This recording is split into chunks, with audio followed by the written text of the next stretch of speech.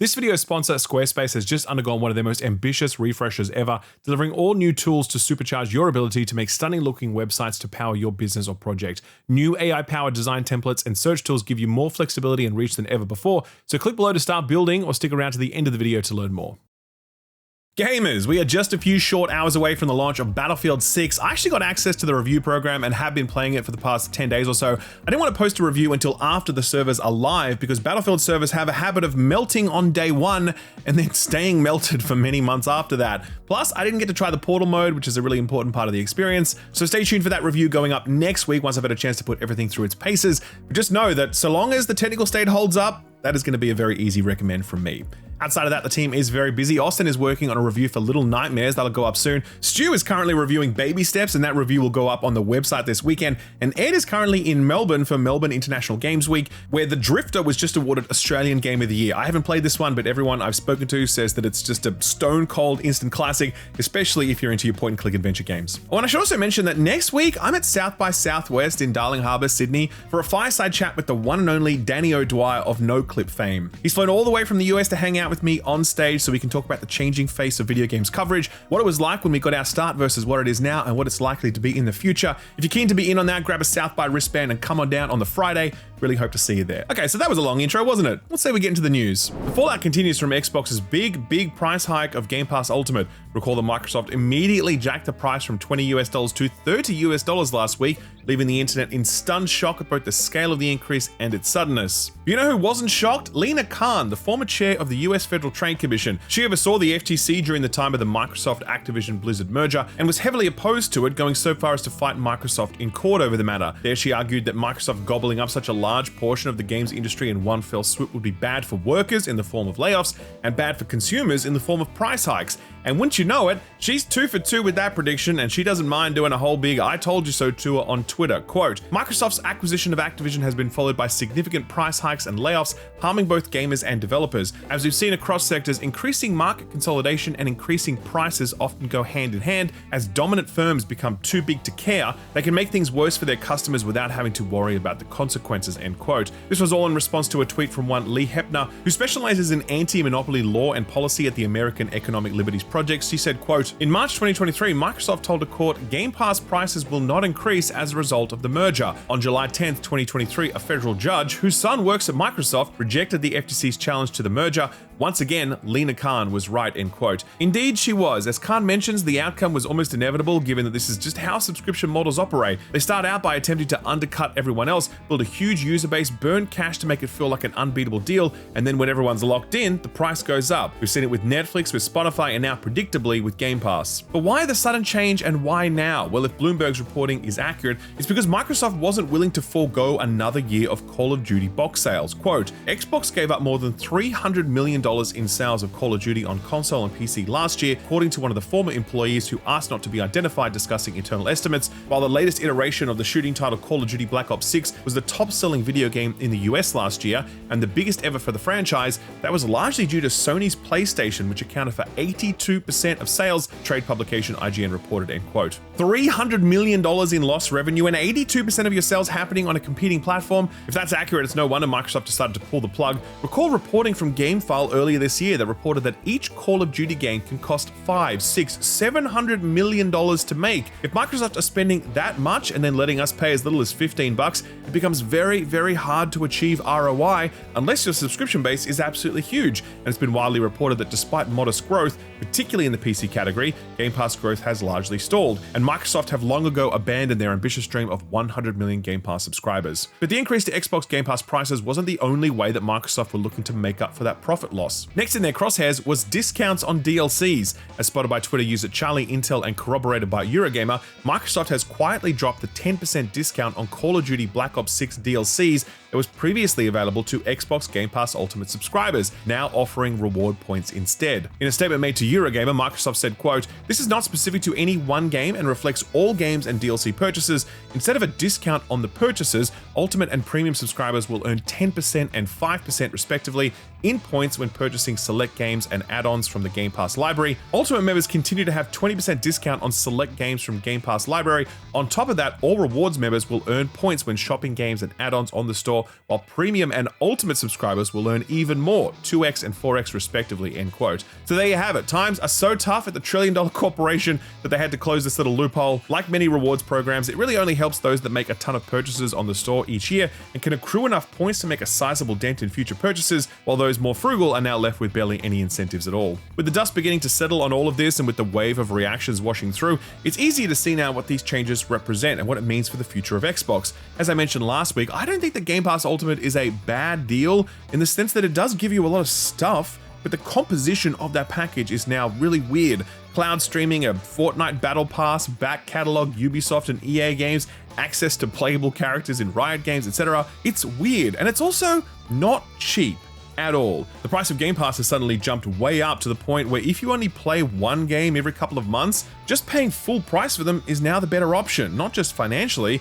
but it also means you own the game permanently and you're more directly supporting the developer. Like, are you going to pay 1 month for Game Pass Ultimate to play Hollow Knight Silksong, or are you going to just spend the same money and own it forever? Unless you're bouncing to a brand new game every month and those games are available on the service, the value proposition is nowhere near as attractive anymore, and value was the thing that Game Pass offered over and above competing offerings. With that now eroded, Game Pass feels like a fundamentally different product, and I do wonder how interested Microsoft will remain in it given its significant cost to deliver. Changing tack now, and did you guys hear about this Assassin's Creed story? This scoop comes courtesy of Stephen Totillo of Gamefile, in which a number of current and former employees said that the studio was working on an Assassin's Creed project that was apparently set post-Civil War. Quote, "The new game would have brought the history-spanning series to one of its most modern settings, the American Civil War, and more so the Reconstruction period that followed in the 1860s and 1870s. In this Reconstruction-era Assassin's Creed, gamers would play as a black man who had been formerly enslaved in the South and moved west to start a new life.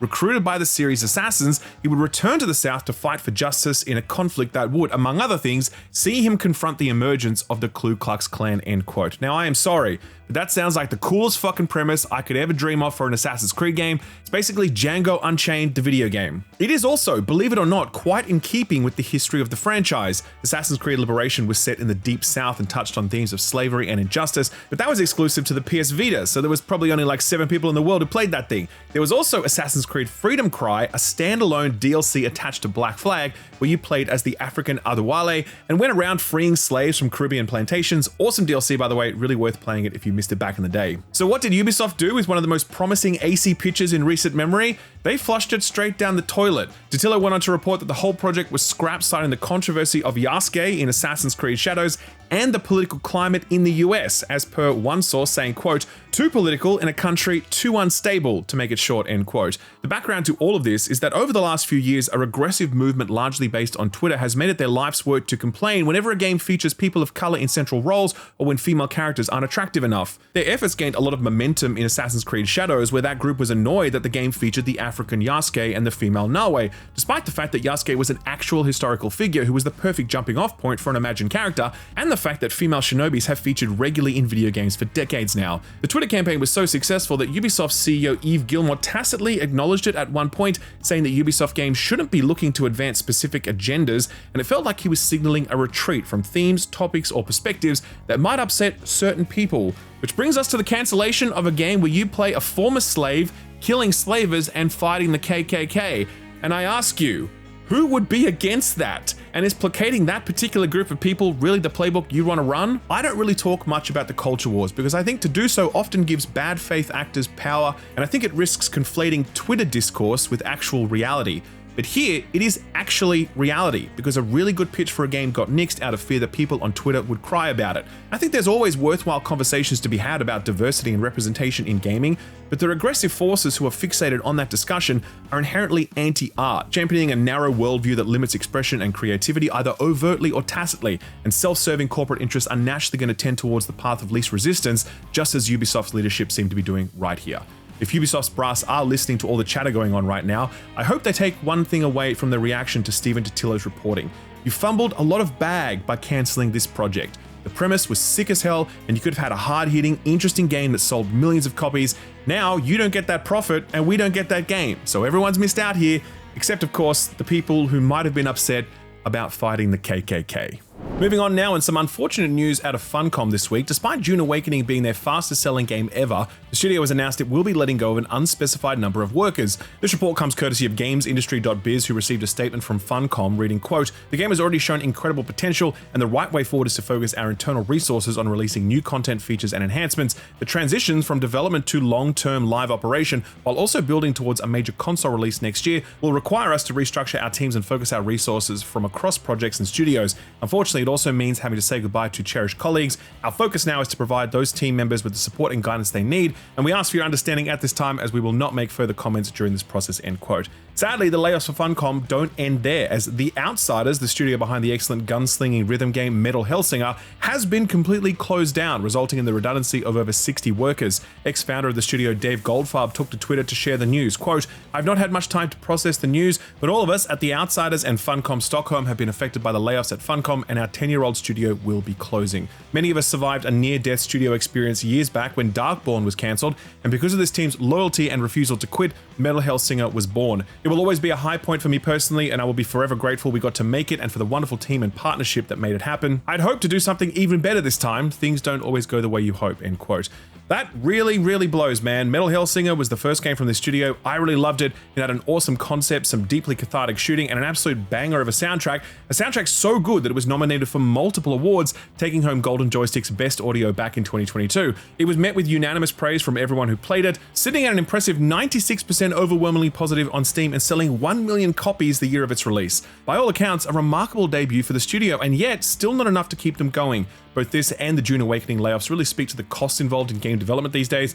Unless your game goes completely gangbusters, it's going to be very difficult to recoup the cost of hiring any moderately sized team, plus allow for enough in the bank to fund the next title. At the same time, there are also closures and cancellations that you look at and go, well, I can kind of see it. There's one example of those this week with the news that Fantastic Pixel Castle, the studio founded by former WoW luminary Greg Street, aka Ghostcrawler, has just had its NetEase funding cut off, and unless the studio can find new investors soon, the studio will close its doors. The news came from Street himself on Twitter, quote, "I wanted to share the news that Fantastic Pixel Castle's time as a first-party studio within NetEase Games is coming to an end.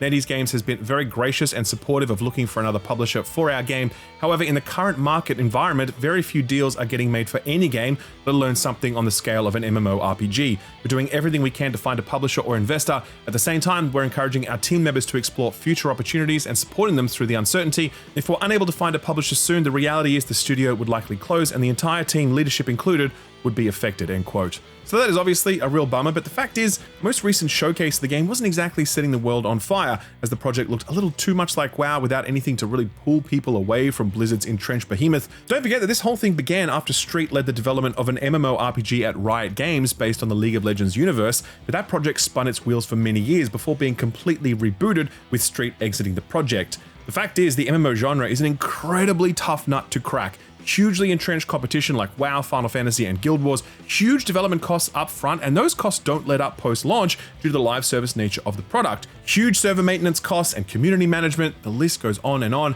so unless something is really hitting, I can see investors wanting to park their money somewhere else, especially at a time when funding is super tight.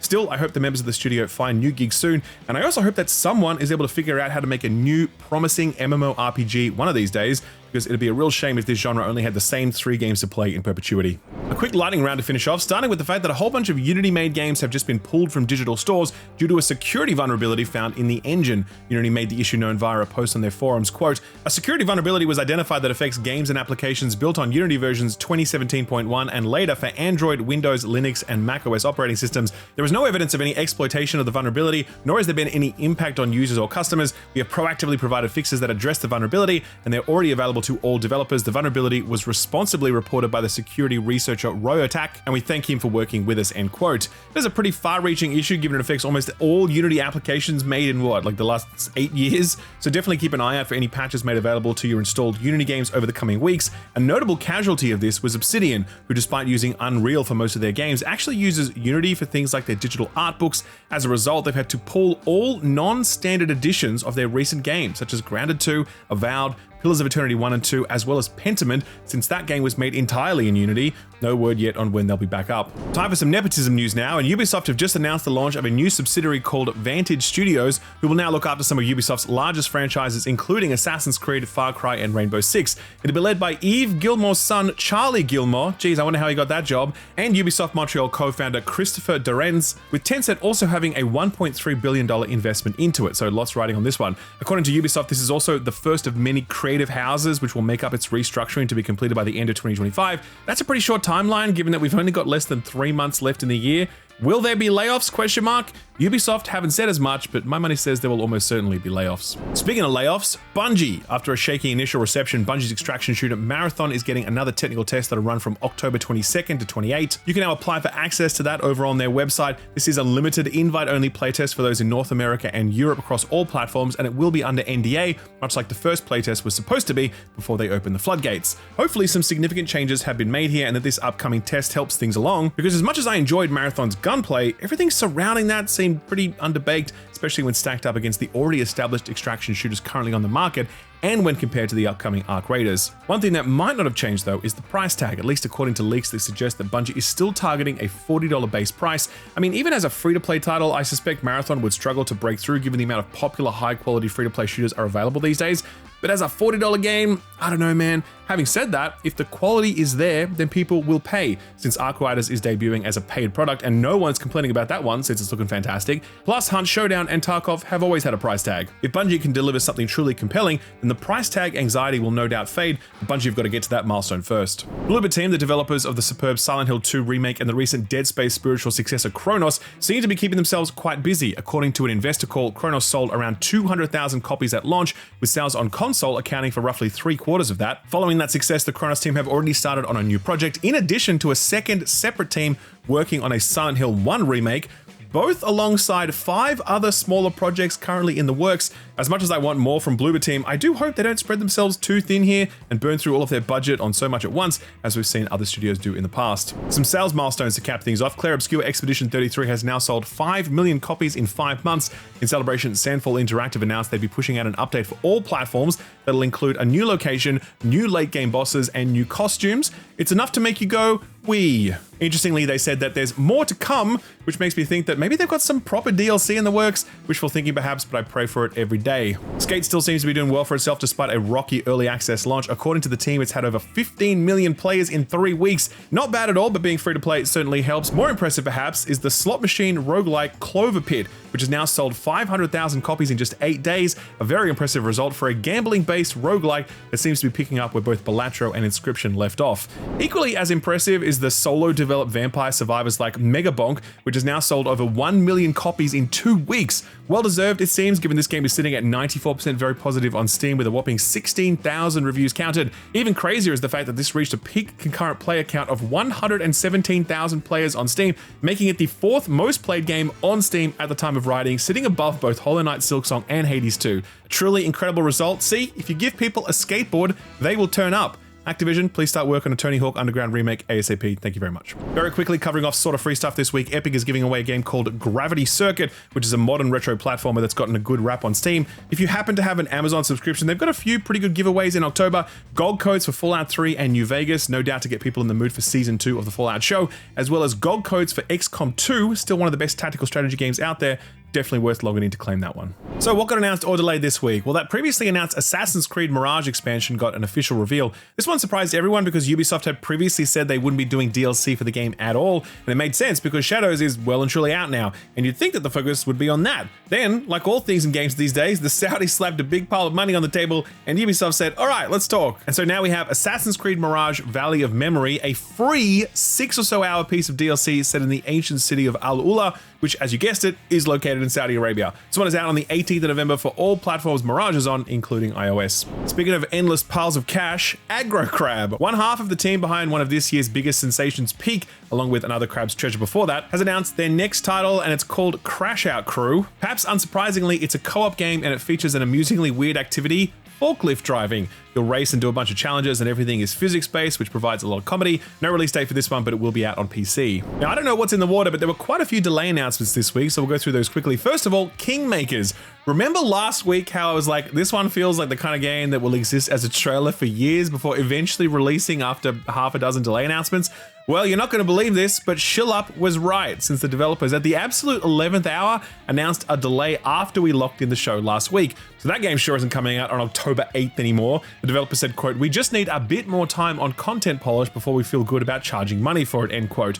But they didn't provide a new release date, and to this point, no one has gone hands-on with it. So I don't know, man, happy to be proven wrong, but I suspect that the bit more time ends up being a lot more time than that wording implies. Also delayed indefinitely this week was Mina the Hollower, which is the new modern retro original from the Shovel Knight developers at Yacht Club, which riffs on top-down Zelda games. They've said the title needs a bit of extra polish and gameplay balancing too, and specified it wouldn't be a major delay. I'm inclined to believe them, given that Yacht Club has an extensive proven track record, and their game has had a playable demo since June of this year, so I'm sure they'll have it out the door soon enough. We also saw 3 games previously slated for October pushed into November this week, including Moonlighter 2, whose developers specifically cited the busy October release period, Terminator 2D No Fate, which cited tariffs that affected the shipping of their physical editions, and Can, whose developers cited debugging and polish. By the way, we have an interview with the Can developers over on This Week in Videogames.com. If you're at all curious about this hardcore mountain climbing game, I'll leave a link to that below the description. I played this one last year at Gamescom and really loved it, so definitely worth keeping this one on your watch list. Alright, so what came out last week? Well, let's go over the 2 big ones. Nintendo released Super Mario Galaxy 1+2 in a remastered package on Switch and Switch 2, and if you've played those games before, then you probably know exactly what to expect. They're great games, and that hasn't changed with the passage of time. Not much else has changed though, according to critics, who note that new editions are scarce, which makes the cost of entry something to raise your eyebrows at, especially if you already own them on the Wii, or you already have Galaxy 1 from the last time they re-released it on Switch. Overall, it's sitting at a strong 81 on OpenCritic, with Well Played ending on a good point with their 7 out of 10 review, saying, quote, "I miss the virtual console days when your new Nintendo console came with a potentially vast library of classic games at very approachable prices. Now we're caught between paying a subscription fee for drip-fed retro catalogs and paying top dollar at retail for games considered too new for Nintendo Switch Online, but old enough that they need retouching. Thing is, I've been ecstatic about being able to jump back into these, Super Mario Galaxy 2 especially, and what's here is a perfectly fine way to replay them," end quote. Ghost of Yotei time now, and reviews actually dropped a week ahead of release, but we thought we might as well save them for this episode. It also gave me a chance to finish up my own review, which you've probably already seen on this channel, or on Twitter, or on Reddit, or wherever. TLDR on that review is that I personally was not a fan of the story, and I feel the open world offered little in the way of innovation. The combat visuals and soundtrack are a step up, but for me it wasn't enough to really advance this formula or this franchise, and I came away from Yotei feeling like I'd played it before. A lot of feedback on that video, and I want to take a moment to respond to it. I think the most insightful feedback I got was that as someone who plays all of the games, especially all of the open world games, I'm more likely to get burned out on these types of games, or fixate on the innovation rather than what's actually in front of me. Most commenters said that they only play a few games a year and they haven't played one of these open world style games since Ghost of Tsushima, and for them, Yotei is exactly what they wanted. I think that's a very valid perspective that's given me a lot to reflect on as I think about how to do this job better. When reviewing anything, I do think you always need to be true to yourself and your own perspective. I think it's also helpful to consider other perspectives too, and make some room for them as you offer up a recommendation to an audience that is very diverse. I try to do that, and I do think I tried to do it with Yotei, but I don't think I got the balance quite right in that review, and so I think people calling me out on that is totally fair. It wouldn't change anything I said about Yotei, but I probably would have framed my own frustrations with its familiarity differently. I'm not perfect, and even after doing this job for a bunch of years, I'm still always trying to do it better, so I appreciate all the feedback you gave me in the comment section, and I'll keep it in mind going forward. Enough about me though, what did other critics think? Well, Ghost of Yotei is sitting at a mighty 87 on OpenCritic, with critics basically all agreed that it's a beautiful game and a refined if familiar version of the open world formula. Much like myself, folks were a little more divided on the narrative though, which is a straightforward revenge tale. IGN scored Yotei an 8 out of 10, here's what they had to say, quote, "A predictable but well-executed story takes you through Ghost of Yotei's gorgeous landscapes and satisfying fluid action combat. With a new protagonist in Atsu as a vigilante who does not care about honor in her quest for revenge, you get a stronger lead character and an expanded weapon set that elevates the gameplay principles set by Tsushima. Although the novelty has lost a bit of its sheen, the Kurosawa influence is still strong and used to great effect, so while it may not be transforming open world games, Ghost of Yotei is a great refinement of the samurai power fantasy," end quote. A more critical review comes from Eurogamer, who scored it 3 out of 5, saying, quote, "Sucker Punch's sequel offers more great swordplay and heartfelt storytelling, but it would be better served as a linear action game. freed from its poor side quests and dated open world, end quote. And finally, one from Games Radar, who scored this one 4.5 stars, saying, quote, Ghosts of Yotei is a vast, sprawling adventure with one of the greatest protagonists in gaming, while some dated climbing segments and a nagging sense of artificiality prevent it from reaching perfection. Sucker Punch's historical RPG is a must-play revenge fantasy, end quote. Okay, so what's coming out this week? Well, let's start with Absolem, which Austin is absolutely frothing over after having a great time with Shinobi Art of Vengeance, because the developer of that one, Lizard Cube, worked on Streets of Rage 4 along with Guard Crush, who are the ones working on Absolem. Much like Streets of Rage, they're looking to freshen up the beat-em-up genre, adding a roguelike twist and leaning on some absolutely exceptional art. This one's out on October 9th for PC, PS5, and Switch. Also out on October 9th is Blue Protocol Star Resonance. Do you remember this one? This started off as an MMORPG from Bandai Namco that looked really promising, and initially just launched in Japan, and then it did so poorly that Bamco decided to eat the loss, cancel the game, and close the internal development studio they had working on it. But a plucky Chinese developer by the name of Shanghai Bakura Network Technology, a very cyberpunk name right there, were like, hey, if you guys aren't doing anything with that IP, can we have it? And now we have a free-to-play follow-up. As you can imagine, it's gacha, it's got microtransactions, but it seems to lean a bit more into its MMORPG roots than your Genshins of the world do. PC, iOS, and Android for this one. While we're on the topic of games getting a second life, Yooka-Laylee, the spiritual successor to Banjo-Kazooie made by a bunch of rare veterans when it became clear that Microsoft wasn't going to do jack shit with that IP, it's getting a remastered version launching on October 9th as well. Called Yooka-Replaylee, very clever right there, seems to be quite the remaster, almost like a complete redo with a new narrative wrapper, supposedly double the levels and challenges, a mechanical overhaul, some new minigames, and a new soundtrack. PC, PS5, Xbox Series consoles, and Switch 2 for this one. Very quick shout out to our radar pick from a couple of weeks ago by Sweet Carol, which also comes out on the 9th. This was a survival horror game that's adopting a classical 2D animation style a la Disney. This one's out on all platforms. Moving on to Friday, October 10th now, and of course we've got Battlefield 6, baby. There's a lot riding on this one for both Battlefield as a series as well as EA as a company, with some lofty targets if previous reporting from Ars Technica is to be believed. But early glimpses at this thing have been pretty promising so far. You might have seen my extended preview vid go up on the channel last week, covering my time with various multiplayer playtests and the single player campaign, and I have been working through it for my eventual review, and yeah, I am optimistic that Battlefield has a good chance of being back.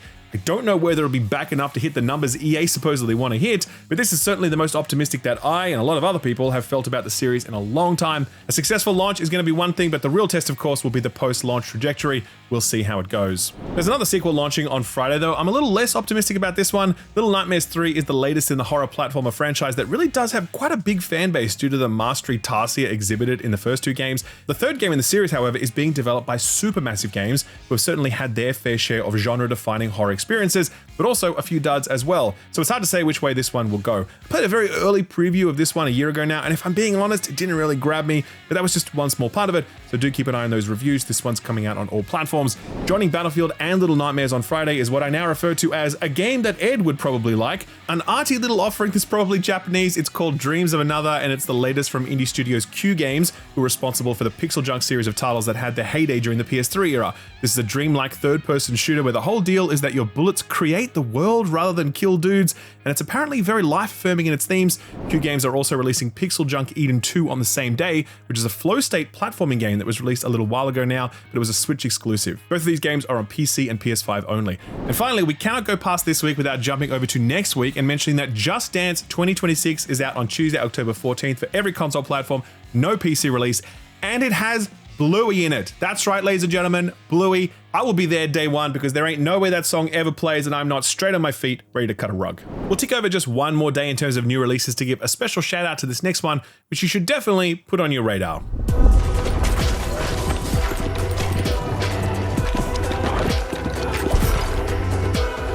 This is Ball X Pit, and it comes out on Wednesday, October 15th for all platforms. It's being published by Devolver Digital, which you'd think might make it an instant recommendation in the world of indies, but to be completely honest, when we first saw this one, it didn't quite click. Okay, so you're bouncing balls around like Breakout, I guess? Is that really all this is? Little did we know when we actually booted up the demo, it was like the first time we played Loop Hero and got absolutely sucked in for hours. Ball X Pit's main thing is the Breakout style ball bouncing mechanics, yes, but then you're adding in roguelike elements like ball modifiers and character classes, a base building meta layer, and boy point is to become very, very easy to keep diving back in for another run over and over again. You wouldn't think that there'd be much depth to how you bounce a bunch of balls around a field, but like any good roguelike, different sets of upgrades can force you to lean into their strengths by shifting your player behavior in different ways, and there is of course the deep inherent satisfaction of seeing balls continuously bounce around and setting off chain reactions and wiping out enemies off the field. Seriously, if you're not sold, give the free demo a whirl and see what I mean. If you do want to check it out, we've left a link to it over on our curator page on Steam. I'll leave a link to that one below the like button. Our feel-good story for the week involves one of the most beta moves I've ever seen in a beta.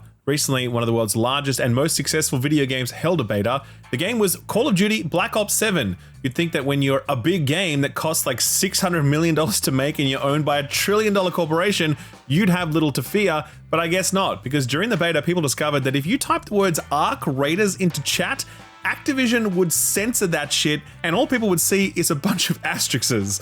As I said, truly a beta move. Activision later responded calling it an error that will be fixed. Okay, sure buddy, we believe you. But it did allow Arc Raiders developer Embark to have a little fun, posting on their social saying, quote, "We're still on track to release asterisk times 10 on October 30th. Love to see it. All right, ladies and gents, as you watch this video, I will be asleep, but when I wake, I will be playing Battlefield 6 until my WASD keys are worn down into soft putty. And like I said, there's a lot to look forward to on the channel and thisweekinvideogames.com in the next while, including my Battlefield review, Austin's Little Nightmares review, Stu's Baby Steps write-up, and an episode of the Friends Per Second podcast where we interview industry legend Shuhei Yoshida, talking to him about his post-Sony career, his thoughts on the VR landscape, and the future of the console business. If you want to know when all of that's live, be sure to subscribe and ding the bell. And if you happen to have enjoyed this video, then we'd love it if you could drop it a like, since that does help send the video far and wide over YouTube's fickle algorithmic waves. Thanks again for tuning in, and a big thanks to this video's sponsor, Squarespace. For 6 years now, this video's sponsor, Squarespace, has been helping me turn my dream into a reality. They help people create custom websites quickly and easily, and given how important a website is to a business, a good website can be the thing that helps you get your idea off the ground. Squarespace's tools have always been intuitive and industry-leading, but they've never rested on their laurels, and I personally have seen how much their tools have evolved over the last 6 years. This latest update, though, is probably their biggest yet. It's a refresh that helps you leverage the power of AI for both creation and search optimization. On the creation side, you can now input prompts like build a website for a dance studio, and Squarespace will instantly generate a site that fits that style of business with images, fonts, colors, and layouts that feel right for your target audience. You can still customize the site as much as you like after that, but as a starting point, these are going to get you most of the way there. The other big upgrade is AI search testing. No matter how you feel about it, AI search is here to stay, and Squarespace now has a tool that will report on how often your website is surfaced in AI search queries. There's so much more that Squarespace is capable of, from booking appointments to e-commerce to detailed analytics, and all of it is so easy to get to grips with. You don't need any experience building websites to build a truly cutting-edge, professional-looking website. So if you want to get started, then visit squarespace.com to start building your website through their free trial. And if you want to get serious, use offer code SKILLUP for 10% off your purchase of a website or a domain name. Thanks Squarespace for sponsoring the video, and thank you for watching it.